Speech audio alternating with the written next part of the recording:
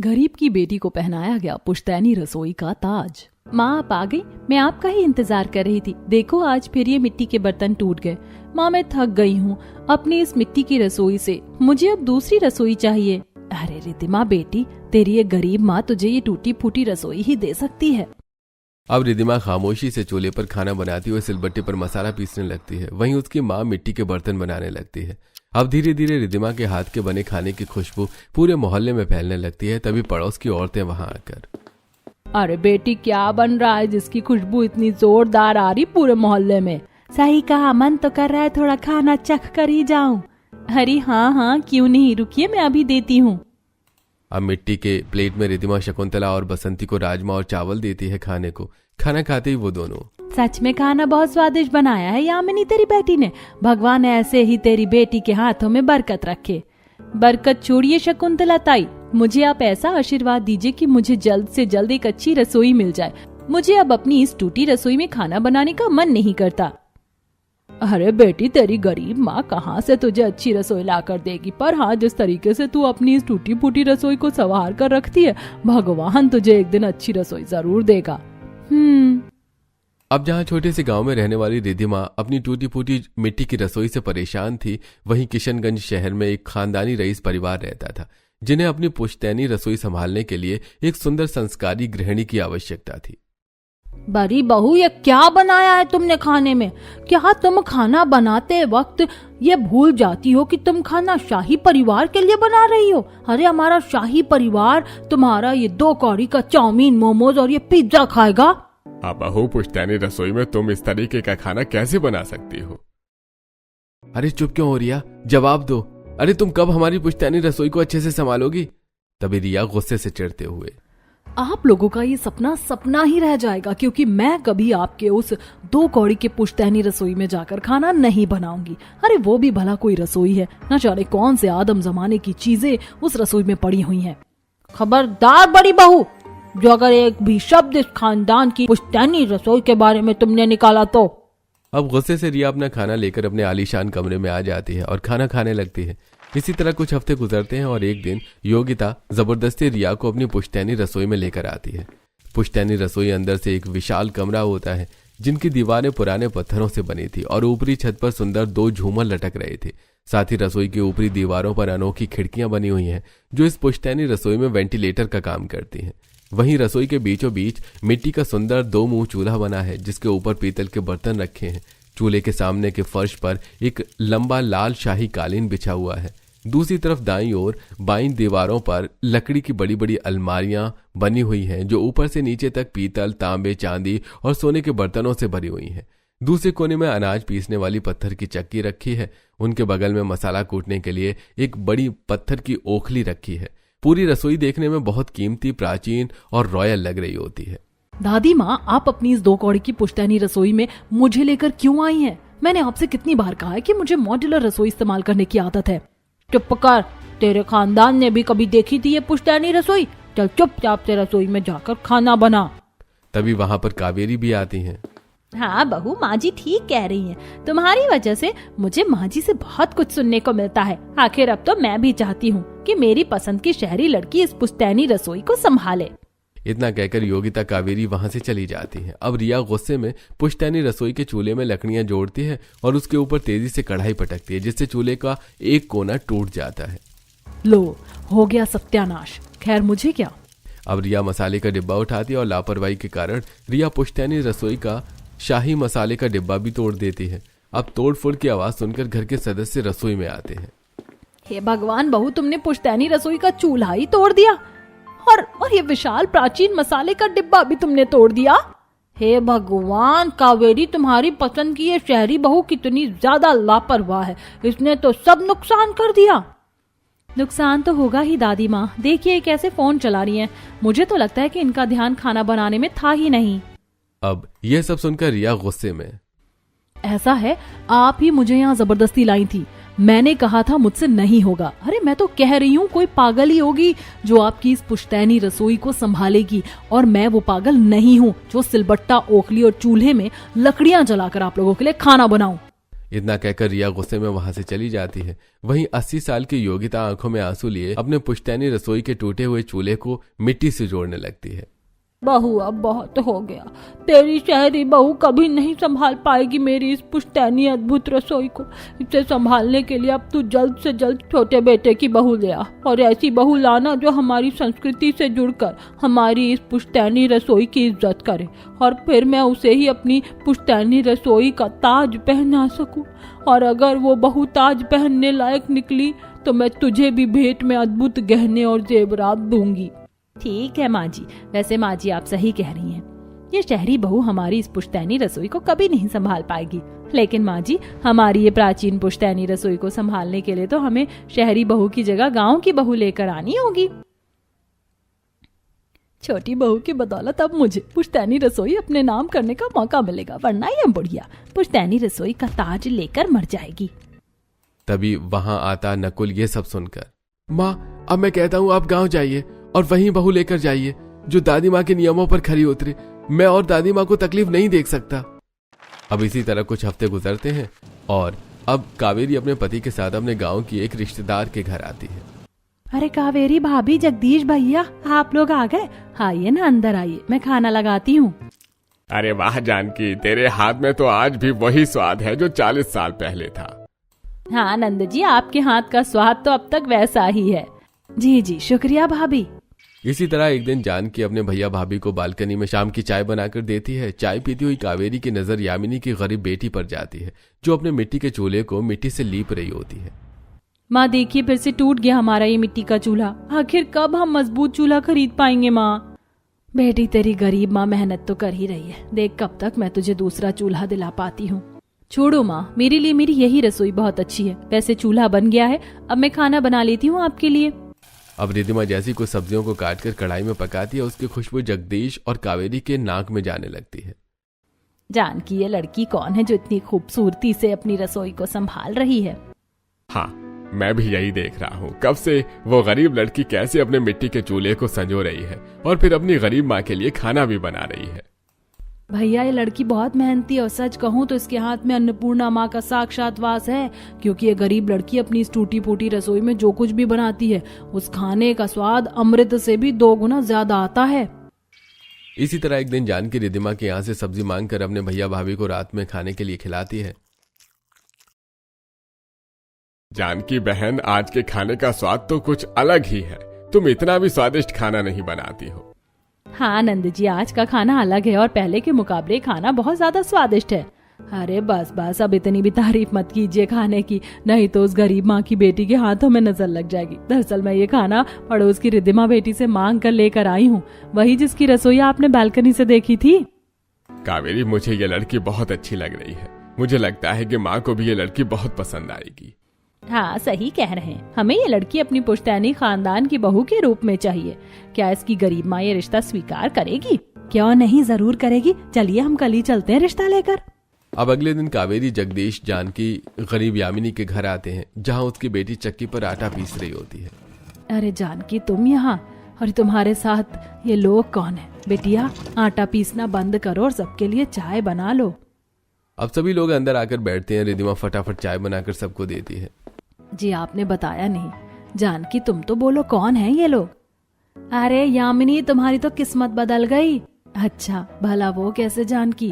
यामिनी मेरे भैया भाभी जो कि शहर में रहते हैं, इनका खुद का पुश्तैनी घर है और पुश्तैनी आलीशान रसोई भी। और अब उसी आलीशान पुश्तैनी रसोई को संभालने के लिए मेरी माँ को एक गांव की सुंदर संस्कारी लड़की चाहिए। और खुशी की बात यह है कि मेरे भैया भाभी को रिद्धिमा बहुत पसंद आ गई है। हाँ, मेरी ननद बिल्कुल ठीक कह रही है। जी, अगर आपको ऐतराज ना हो तो हम ये रिश्ता पक्का समझें। अरे क्यों नहीं, मेरी बेटी की तो किस्मत ही खुल गई जो उसके नसीब में आप लोगों का पुश्तैनी परिवार और पुश्तैनी रसोई आई है। मेरी बेटी बड़ी ही खूबसूरती से संभालेगी आपकी पुश्तैनी रसोई, क्योंकि रसोई का कामकाज मेरी बेटी एक अच्छी गृहिणी की तरह ही संभालती आई हुई है शुरू से। अब खुशी खुशी रिश्ता फिक्स हो जाता है। कावेरी ये सारी बात फोन करके अपनी सास को बता देती है, जिसके बाद कुछ ही हफ्तों में सभी लोग गांव आते हैं और पूरी विधि विधान के साथ रिद्धिमा की शादी नकुल से हो जाती है। अब रिद्धिमा शादी करके अपने पुश्तैनी ससुराल आती है। रिद्धिमा बाहर से अपना अद्भुत आलीशान ससुराल देखकर हे भगवान, ये अद्भुत आलीशान मेरा ससुराल है। ये तो बहुत खूबसूरत है, जी में आता है इसे बस देखती ही रहूं। अब रिद्धिमा घर के अंदर आती है जहाँ दादी सास उसका गृह प्रवेश करवाती है। आओ बहू रानी, इस कलश को गिराकर घर के अंदर प्रवेश करो। अब रिद्धिमा कलश गिराकर अपने आलीशान ससुराल में प्रवेश करती है। उसके बाद वो अपने कमरे में जाकर विश्राम करती है। अगले दिन सुबह रिद्धिमा को घर के सदस्य पुश्तैनी रसोई में लेकर आते हैं। बहू ये देखो, यही है तुम्हारी पुश्तैनी रसोई। इस पुश्तैनी रसोई को उतने ही प्यार से संभालना जितने प्यार से तुम अपनी गरीब माँ की रसोई संभालती थी। जी माँ जी, वैसे माँ जी हमारी ये पुश्तैनी रसोई तो बहुत खूबसूरत है। यहाँ कितने प्यारे प्यारे बर्तन सजे हुए हैं। ये ओखली, ये सिलबट्टा, ये चक्की, ये 2 मुंह वाला चूल्हा और उसके सामने बिछी ये लाल कालीन बहुत खूबसूरत लग रही है। सच में तुम्हें ये सब खूबसूरत लग रहा है देवरानी जी? तुम ऐसा कैसे बोल सकती हो? ये सब 2 कौड़ी की चीज है देवरानी जी। अरे आंखें खोलो अपनी। क्या कह रही हो बड़ी बहू? जुबान पर लगाम लगाओ। तुमने खुद तो कभी इस रसोई को संभालने की कोशिश नहीं की और आज जब तुम्हारी देवरानी जो इस रसोई को निभाने जा रही है तुम उसके भी कान भर रही हो। ठीक ही तो कह रही हूँ, गलत क्या कहा मैंने? रुकिए जेठानी जी, आपके लिए बेशक से ये रसोई 2 कौड़ी की है, लेकिन मेरे लिए रसोई मेरे पूर्वजों का प्रेम और उनकी यादों की तिजोरी है। इसीलिए मैं तो इस पुश्तैनी रसोई की जिम्मेदारी निभाने के लिए खुशी खुशी तैयार हूँ। क्या बात कही है बहू तुमने तो मेरा दिल जीत लिया। चलो मैं तुम्हें बताती हूँ कैसे कैसे क्या करना है। हाँ माँ जी, आप ही समझा दीजिए छोटी बहू को सारी चीजें। बहू देखो, हमारे इस पुश्तैनी रसोई में खाना काफी शुद्धता से बनाया जाता है। हम बाहर का कुछ भी इस्तेमाल नहीं करते हैं, यहाँ तक कि आटा भी हम अपनी खुद की चक्की में पीसते हैं। चिंता मत कीजिए दादी सास, मैं सब कुछ समझ गई हूँ। अब आप जाइए, मैं अपनी पहली रसोई का खाना बना लेती हूँ। अब खुशी खुशी सभी लोग वहां से चले जाते हैं। अब रिद्धिमा चक्की पर गेहूं पीसकर आटा निकालती है और उसे पीतल की परात में गूंथ लेती है। इसके बाद रिद्धिमा सब्जियों की टोकरी में से हरी सब्जियां को काटती है, फिर सिलबट्टे पर मसाला पीसती है और ओखली में कुछ खड़े गरम मसालों को भी रिद्धिमा कूट देती है और फिर सुंदर 2 मुँहे चूल्हे में लकड़ियां सुलगाते हुए उसके ऊपर कढ़ाई रखती है और फिर रोटी, सब्जी, पुलाव, मीठे में घेवर जैसे अनेक पकवान बनाकर तैयार कर लेती है और फिर कुछ देर बाद चांदी, पीतल, सोने जैसे अद्भुत बर्तनों में वो सारे पकवान को परोसकर डाइनिंग टेबल पर रखती है। अरे बाप रे, पहली बार खाना बड़े ही सत्कार के साथ परोसा गया है डाइनिंग टेबल पर। माँ खाना खाकर तो देखो, खाना बहुत ही शाही और अत्यधिक स्वादिष्ट है। हाँ, खाना तो बहुत अच्छा बनाया है बहू तुमने। देखो रिया, तुम्हारी देवरानी ने कितनी खूबसूरती से अपने पुश्तैनी रसोई में स्वादिष्ट पकवान बनाया है। भाभी देख कर क्या करेंगी? भैया तो वैसे भी उस रसोई को पसंद नहीं करती। ये 2 कौड़ी की गरीब लड़की इस तरह के पुश्तैनी रसोई में खाना बना सकती है जहाँ किसी तरह की कोई फैसिलिटी ही ना हो। दूसरी तरफ घर के सभी सदस्य रिद्धिमा को उसकी पहली रसोई का नेक देते हैं। इसी तरह रिद्धिमा रात्रि के भोजन में भी अपने ससुराल वालों को स्वादिष्ट व्यंजन बनाकर खिलाती है। अरे मजा आ गया, रात का खाना भी बहुत स्वादिष्ट बनाया है रिद्धिमा ने। अब लग रहा है कावेरी कि तुम एक सुंदर संस्कारी गृहिणी को इस घर की बहू बना कर लेकर आई हो। हाँ, सही कहा। और आज पहली बार लग रहा है कि हमारे घर के लोग अब पुश्तैनी रसोई के पकवान प्रतिदिन खा सकते हैं। इसी तरह कुछ हफ्ते गुजरते हैं और एक दिन योगिता के पुश्तैनी दरबार में उससे मिलने 4 से 5 लोग आते हैं। अरे आप लोग आइए ना, बैठिए। अब कावेरी सभी मेहमान को लग्जरी गेस्ट रूम में बिठाती है जहां योगिता भी आकर सबसे मिलती है। अरे तुम लोग बड़े दिनों बाद यहाँ? हाँ, आपको देखने का मन कर रहा था तो आ गए। हाँ, सही कहा अमृता ने। वैसे योगिता जी, सुनने में आया है कि आपने अपने छोटे पोते की भी शादी करवा दी है। हाँ हाँ, तुमने सही सुना है। कावेरी, जाओ छोटी बहू को कहो सबके लिए शाही पकवान बनाए। ठीक है माँ जी। अब कावेरी अपनी छोटी बहू को रसोई में लेकर आती है। छोटी बहू, घर में कुछ मेहमान आए हैं, तुम सबके लिए शाही पकवान बना लो और वहाँ उस कैबिनेट में कुछ अद्भुत शुद्ध मसाले रखें। तुम शाही पकवान में उन्हीं मसालों का इस्तेमाल करना। जी माँ जी, मैं ऐसा ही करूँगी। अब रिद्धिमा अपनी पुश्तैनी रसोई के सिलबट्टे पर अद्भुत शुद्ध मसाले पीसती है और 4 से 5 तरीके की सब्जी काटती है। उसके बाद चक्की में आटा पीसकर आटा गूंथ लेती है और फिर एक चूल्हे पर सब्जी और दूसरे चूल्हे पर रोटियां बनाने लगती है। इसी तरह रिद्धिमा कई तरह के पकवान तैयार करके डाइनिंग टेबल पर सभी मेहमानों के लिए पकवान परोसती है। मेहमान खाना खाते हुए, योगिता जी, आपके पुश्तैनी रसोई का खाना खाकर तो मन खुश हो गया। सच में ऐसा लग रहा है शुद्ध मसालों से इस खाने को बनाया गया है। हाँ, और हमारा खाना जिन बर्तनों में है वो सोना चांदी पीतल के बर्तन भी कितने चमक रहे हैं। छोटी बहू, देखो सब तुम्हारे खाने की कितनी तारीफ कर रहे हैं। जी शुक्रिया, मुझे खुशी हुई कि आप लोगों को मेरे हाथ के बने पकवान पसंद आए। अच्छा योगिता जी, वैसे तो हमने कई साल पहले आपकी पुश्तैनी रसोई देखी थी, अगर इजाजत हो तो क्या हम एक बार और देख सकते हैं? अब योगिता मेहमानों को रसोई में लेकर आती है, जहां रसोई की साफ सफाई, सुंदरता और साज सजावट देखकर मेहमान। रसोई तो बहुत सुंदर तरीके से सजा रखा है, साफ सफाई भी बराबर है। वैसे इतनी बड़ी रसोई को कौन संभालता है? जी हमारी छोटी बहू ही कर रही है सब कुछ। क्यों, बड़ी बहू कुछ नहीं करती? नहीं, उसे हमारी पुश्तैनी रसोई पसंद नहीं, इसीलिए मैं उसे इस पुश्तैनी रसोई से दूर रखती हूँ। बाकी मेरी छोटी बहू जो कि गांव से है और एक संस्कारी गृहिणी होने के नाते वो इस पूरे पुश्तैनी रसोई को अकेले ही संभालती है। अब सभी मेहमान रिद्धिमा की तारीफ करके वहां से चले जाते हैं। इसी तरह पुश्तैनी घर के आसपास रहने वाले लोग भी रिद्धिमा के हाथ के खाने की खुशबू को सूंघकर कावेरी के घर खाना मांगने आने लगते हैं। कावेरी ताई, कुछ दिनों से तुम्हारी पुश्तैनी रसोई से बहुत अच्छी खुशबू आ रही। क्या पकता है आजकल आपकी पुश्तैनी रसोई में? अरे बताओ बताओ, चुप क्यों हो? वैसे खुशबू तो हमने सूंघ ही लिया है, जिससे साफ साबित होता है कि पुश्तैनी रसोई में कुछ अच्छा पकवान बना है। तभी योगिता वहां आकर, हाँ हाँ बिल्कुल, बहुत ही अच्छा पकवान बना है मेरी पुश्तैनी रसोई में, जो मेरी छोटी बहू ने बनाया है। छोटी बहू, जाओ सबको अपना शाही पकवान खाने को दो। अब रिद्धिमा, यशोदा और रजनी को भी घर में बिठाकर अपना शाही खाना खिलाती हैं। सभी खाना खाकर रिद्धिमा को अनेकों तारीफ करके वहां से चले जाते हैं। इसी तरह कुछ हफ्ते गुजरते हैं और अब रिया रिद्धिमा के दिन प्रतिदिन बढ़ती तारीफों देखकर अपनी सास को मार्केट लाकर अकेले में उससे कहती है, अरे बहू, तुम मुझे अचानक बाजार लेकर क्यों आई हो? माँ जी, देवरानी जी की चुगली करनी थी और अपने खानदानी पुश्तैनी ससुराल में तो लोगों के कान 24 घंटे खड़े रहते हैं। वैसे आप मेरी बात सुनिए, ये देवरानी जी कुछ ज्यादा अच्छे से रसोई नहीं संभाल रही हैं।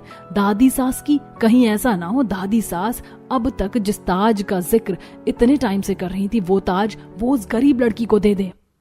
अरे तो अगर उसे ताज मिल भी गया तो तुम्हें किस बात की चिंता है बड़ी बहू? तुम तो वैसे भी उस रसोई से चिढ़ती हो, और तुमने तो आज तक उस रसोई में एक गिलास पानी भी भरकर नहीं रखा, इसीलिए तुम तो उस ताज के सपने देखना ही छोड़ दो। ये सुनकर रिया को बहुत गुस्सा आता है, क्योंकि उसे लगा था कि उसकी सास वो ताज उसे ही दिलाएंगी। अब रिया अपनी देवरानी से चिढ़कर उसके हर काम को बिगाड़ने पर तुल जाती है। अब एक दिन रिद्धिमा सिलबट्टे पर आधा पिसा मसाला छोड़कर दादी माँ के कमरे में जाती है। दादी सास, आपने बुलाया था? हाँ बहू, थोड़ी तबीयत ठीक नहीं लग रही, तो आज मेरे लिए थोड़ा दलिया बना देना। अब कमरे के बाहर रिया ये सब कुछ सुन लेती है और रिद्धिमा के पहुंचने से पहले रिया रसोई में जाकर सिलबट्टे पर पड़े मसालों में ढेर सारी काली मिर्च और लाल मिर्च पलट कर रख देती है। वही दलिये के बरनी में रिया ढेर सारा चीनी का बूरा मिला देती है। कुछ दिन बाद रिद्धिमा जल्दबाजी में चूल्हे में आग जलाकर हांडी में दलिया बनाती है और दूसरी तरफ पकती सब्जी में रिद्धिमा उसी सिलबट्टे का मसाला उठाकर सब्जी में डाल देती है। और कुछ देर बाद जब वो खाना डाइनिंग टेबल पर रखती है तो योगिता खाना खाते ही उस दलिये को मुंह से थूक देती है। वहीं घर के बाकी सदस्य को सब्जी जरूरत से ज्यादा ही तीखी लग रही होती है। अरे सब्जी तो बहुत ही तीखी है, अरे बाप रे। हाँ भाभी, ओ सब्जी तो तीखेपन से जहर हो रही है। और बहू, मैंने तुमसे जो दलिया बनाने को कहा था उसमें हल्का हल्दी और नमक डालना था, लेकिन तुमने तो इसके अंदर चीनी डाला हुआ है और मुझे मीठा दलिया बिल्कुल पसंद नहीं है। बहू, ये सब क्या है? खाना बनाने के टाइम ध्यान नहीं था क्या खाने पर? जी मैंने तो सब कुछ अच्छे से ही किया था, पर आप मुझे माफ कर दीजिए, मैं आगे से ध्यान रखूंगी। इसी तरह आधी रात को रिया चुपके से पुश्तैनी रसोई का चूल्हा तोड़ देती है और जब अगले दिन रिद्धिमा पुश्तैनी रसोई में जाती है तो दादी सास को लगता है कि चूल्हा रिद्धिमा ने तोड़ा है। बहू, ये क्या है? शुरू में तो तुमने मेरी पुश्तैनी रसोई को बड़े ही नाजों से संभाला था, लेकिन अब तुम लापरवाही कर रही हो। तभी रसोई में कावेरी सोनिया भी आती हैं। बहू, ये सब क्या है? तुमने पुश्तैनी रसोई का चूल्हा तोड़ दिया? नहीं नहीं, मेरा यकीन कीजिए माँ जी, ये सब पहले से ही हो रखा था, मैंने ये सब नहीं किया। अब सोनिया को अपनी छोटी भाभी की घबराहट से ये एहसास हो जाता है कि ये सब उसने नहीं किया है और वो खुद अपनी बड़ी भाभी पर नजर रखने लगती है। तभी एक दिन रिया जब रिद्धिमा के पकवान में ढेर सारा कंकड़ मिला रही होती है तो सोनिया उसे रंगे हाथों पकड़ लेती है। रुक जाइए बड़ी भाभी, बस कीजिए। माँ, दादी माँ, सब यहाँ आइए। देखिए बड़ी भाभी क्या कर रही हैं। अब सोनिया सब कुछ घर वालों को बताती है। बड़ी बहू, ये सब क्या है? तुम्हारे अंदर इतनी क्रूरता भरी हुई है अपनी देवरानी के प्रति। हे भगवान, मेरी ये शहरी बहू तो बहुत चालाक निकली। हे भगवान, मुझे तो विश्वास नहीं हो रहा कि जेठानी जी आप ये सब कर रही हैं मेरे साथ। बहू, माफी मांगो अपनी देवरानी से। बस बस देवरानी जी, ज्यादा मैनुअल ड्रामा मत करो। नहीं करूंगी अब मैं तुम्हारे साथ कुछ भी। संभालो अपनी ये 2 कौड़ी की पुश्तैनी रसोई। अब इसी तरह कुछ महीने गुजरते हैं और एक दिन योगिता अपने 81वें जन्मदिन पर अपने पुश्तैनी घर में सैकड़ों लोगों को बहुभोज पर न्योता देती है। आस पड़ोस के लोग निमंत्रण खत को लेते हुए, जी योगिता जी, हम तो इस भोज में जरूर आएंगे। अरे भैया, मैं भी आऊंगा। मैं तो जरूर आऊंगी, आखिर पुश्तैनी रसोई का खाना जो खाने को मिलेगा। जी बिल्कुल। अब योगिता घर आकर घर के सभी सदस्यों के सामने अपनी छोटी बहू से कहती है, देखो छोटी बहू, मैं अपने 21वें जन्मदिन पर अपने इस पुश्तैनी घर में बहुभोज करवा रही हूँ और मैं चाहती हूँ कि इस भोज का खाना स्वादिष्ट और शाही बने। और अगर इस भोज का खाना मेहमानों को पसंद आया तो छोटी बहू, मैं तुम्हें अपनी इस पुश्तैनी रसोई का सोने और हीरो से बना हुआ ताज तुम्हारे माथे पर पहनाऊंगी। 1 मिनट, सोने और हीरो का ताज? माँ जी, आपने तो मुझे ये सब कभी नहीं बताया। मुझे भी अभी पता चला है कि उस ताज में हीरे जड़े हुए हैं। दादी सास, अगर वो ताज इतना ही कीमती है तो मैं भी इस प्रतिभोज का खाना बनाऊंगी, और अगर मैं जीती तो क्या आप मुझे वो ताज पहनाओगी? हाँ बिल्कुल, अगर तुम जीती तो वो ताज मैं तुम्हें भी दे सकती हूँ। बाकी कावेरी, तुम दोनों बहू की माँ को भी इस भोज का निमंत्रण दे देना। अब अगले दिन रिया भोज का खाना बनाने के लिए कुछ यूनिक मसालों को खरीदने के लिए एक्सपेंसिव मॉल में आती है। वहीं रिदिमा बस पकड़कर गांव जाती है और गांव से अद्भुत देसी मसाले खरीदती है। अब 2 दिन बाद भोज का दिन आता है। घर में सैकड़ों मेहमान आते हैं। वही पुश्तैनी रसोई में रिया और रिदिमा चूल्हे पर एक साइड खड़े होकर अपना अपना पकवान बना रही होती है। रिया भोज का पकवान मोबाइल से देखकर बना रही होती है। वहीं रिदिमा अपनी माँ के बताए हुए सभी देसी नुस्खे को अपनाकर शाही मीठी खीर, शाही बिरयानी, पुलाव, चुरचुर नान, दाल मखनी, मीठे में रसगुल्ला बनकर तैयार कर चुकी होती है। भाई योगिता जी, जन्मदिन की हार्दिक शुभकामनाएं। वैसे भोज का व्यवस्था कब तक शुरू होगा? जी अब तो भूख चरम सीमा पर है, भोज शुरू करवाइए ना। जी बिल्कुल, अभी करवाती हूँ। बड़ी बहू, छोटी बहू, अगर पुश्तैनी रसोई में शाही पकवान बनकर तैयार हो गया है तो मेहमानों के आगे परोस दो। अब सबसे पहले रिया आकर मेहमानों के आगे सोने की थाली लगाती है और फिर उनकी थाली में पूरी सब्जी, फ्राइड राइस, मंचूरियन, नूडल्स जैसे पकवान सर्व करती है। जी पकवान मैंने सर्व कर दिया है, अब आप लोग खाना शुरू कीजिए। हे भगवान, पता नहीं मेहमानों को किसका खाना पसंद आएगा और माँ जी वो ताज किसको देंगी। वैसे अब तो मैं भी चाहती हूँ कि विजेता छोटी बहू ही बने। अब योगिता के जन्मदिन पर आए सैकड़ों लोग भोज का खाना शुरू करते हैं, लेकिन पहला निवाला खाते ही सभी लोग थाली में हाथ धोते हुए गुस्से में, अरे अरे, छी छी छी, राम राम राम, पुश्तैनी रसोई का खाना इतना घटिया होता है, मुझे पता नहीं था। नहीं, ऐसा नहीं हो सकता, ऐसा पहली बार हुआ है। ये खाना इतना घटिया कैसे है योगिता जी? सच में जन्मदिन का खाना तो बहुत ही वाहियात है।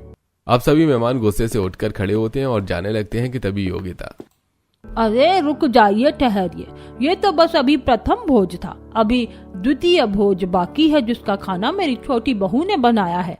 हाँ सब्र रखिए, अभी द्वितीय भोज बाकी है। छोटी बहू, जाओ अपना पकवान लेकर आओ। अब रिद्मा सभी मेहमानों के आगे 56 भोग जैसी थाली परोसती है जिसमें अनेक कटोरियां सजी होती हैं और उनमें राजमा, कड़ी, छोले, शाही पनीर, दाल मखनी, रोटी, चावल, चटनी, पापड़, मीठे में रसगुल्ले होते हैं।